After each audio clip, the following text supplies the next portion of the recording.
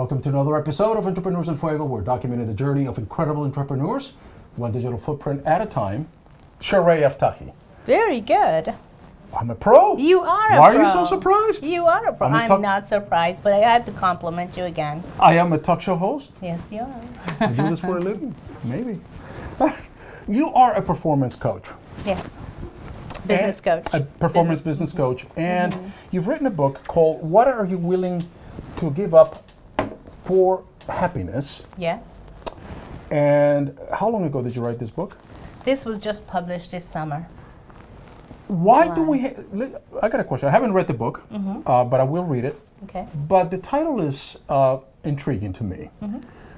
Why do we have to give up anything for happiness?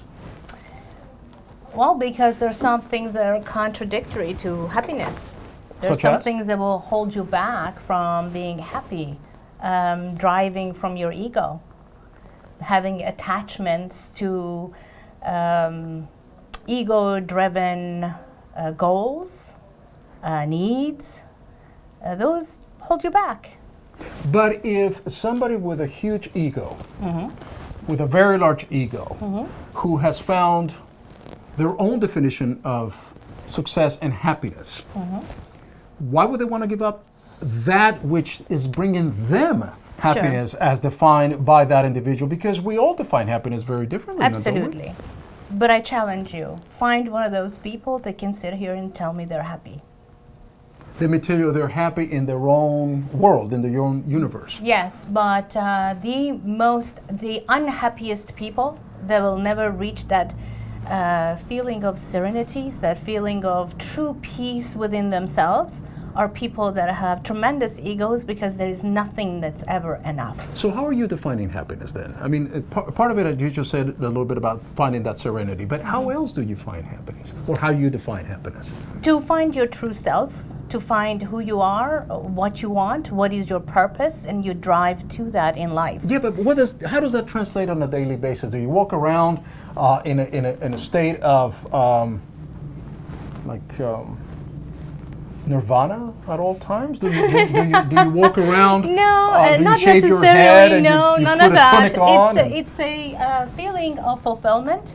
So throughout life, we deal with a lot of challenges. Yes. When the challenges come up, we have an opportunity to think through, and without truly having an attachment to the outcome, pave our way, do the right things, and the outcome will be what needs to be as long as we've taken the right steps.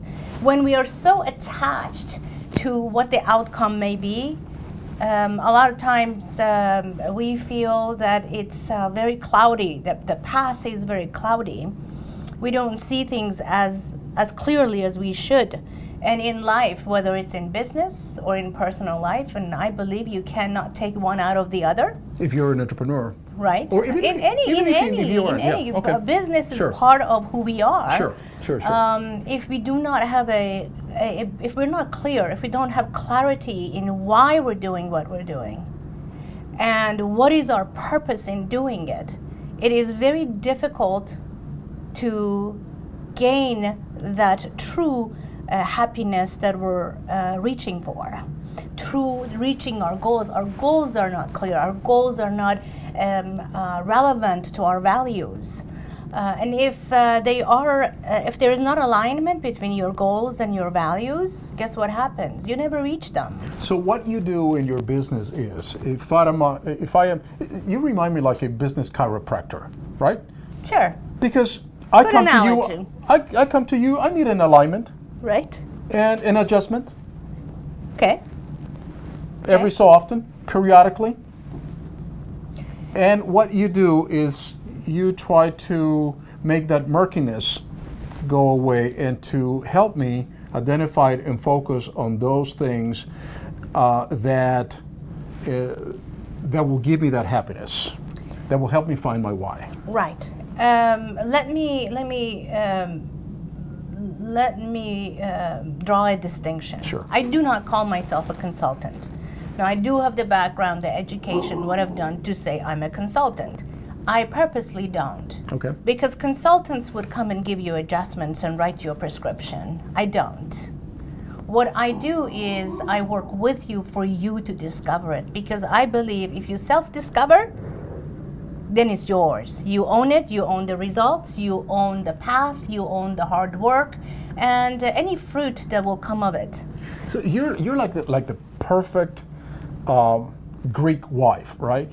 I don't know what a Greek wife is. Well, I'll tell you what the perfect Greek wife is that they go to their husbands and they make their husbands believe that it was their idea all along. Mm-hmm. That is what they wanted to do. Mm-hmm. And the husbands are like, yeah, I feel really good. It was my idea. And it's the same thing with the clients. Your clients are the ones that are doing all the work. Yes. But you're just kind of guide them a little bit. I help them. I help them discover what I don't. I do not manipulate them to a particular understanding or Correct. outcome, but I will help them in asking the right questions and Exactly. discovering what is it that they're really after. Now, in my business, most clients that come my way, they really don't know what they need.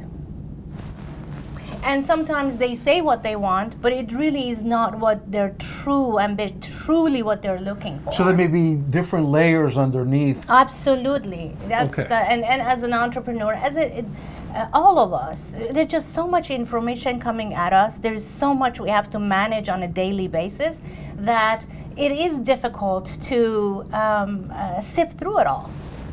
So if we don't have that guidance, if we have someone helping us to only think about the most important things that we should and get rid of the noise, get rid of the judgments, get rid of what, who, where, when, why, and find our own why, we can move mountains. I love it. The book is What Are You Willing to Give Up for Happiness? Shohreh Rostami Aftahi. Aftahi, yes. Yes. Thank you. I know, I've got your name down. Yes, you have. As an entrepreneur, Yes. let's take a little bit of a different definition. As an entrepreneur, what is your biggest challenge? My biggest challenge would be clients that come my way that are not coachable. Because I can't. And you do tell it. them. And I tell them. Actually, I fire clients.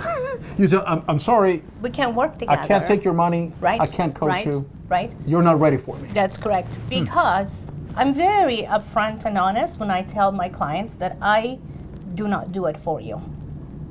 I'm by your side. I'm that most trusted advisor that will not let you go, take the wrong path. I will help you to discover and find the path you need to be on. The discussions, the decisions, I'm all in it with you, but I will not do it for you. It involves a lot of trust. Yes. From a client point of view. Absolutely. It's my business is a business of trust. Yes, respect and trust. With all that said, I don't judge my clients, wherever they are and wherever they're heading to. It isn't my choice. It isn't for me. It's for them. It's not about me. It's about them.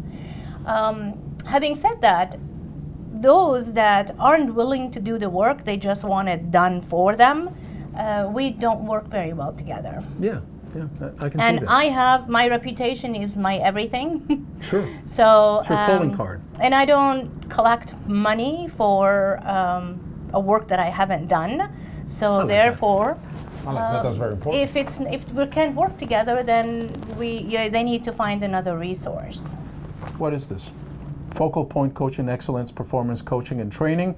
Is that a seminar that you have coming up? No, this is about what I do. This is My what you business do. is Focal Point Business Performance Coaching. And then there is this a This is seminar? a webinar. A webinar. A webinar. I find most people don't have the time to go sit in a room. Right. So webinars, lunchtime webinars seem to work very well. And we're coming on 2017.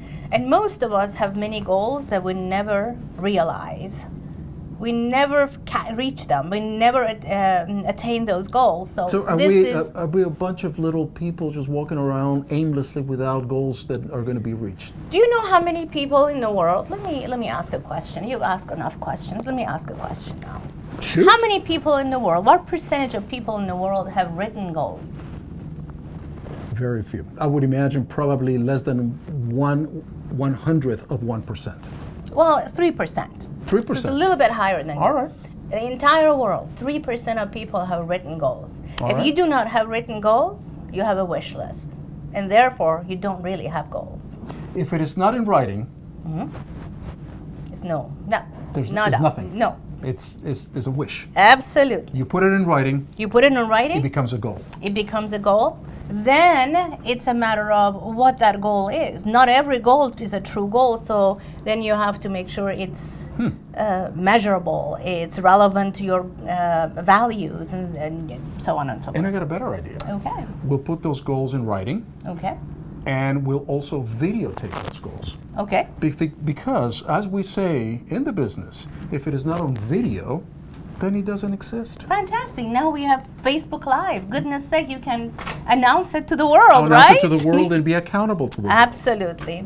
And I'm an accountability partner for my clients. You're such an amazing woman. Thank you. We talked about all sorts of interesting things that may be really over my head, but I think I'm trying to. Well, I have a PhD, you don't, so that's okay. That's probably why.